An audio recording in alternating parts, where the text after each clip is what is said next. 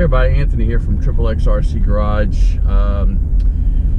We're about ready to get, we're in Charlotte, so we're not going to get like major impact, but we're going to be getting some impact here from Hurricane Florence. Anyway, I'm running out right now before the weather gets bad. The clouds are moving above me right now, but I'm going out to shoot some video on the big green monster.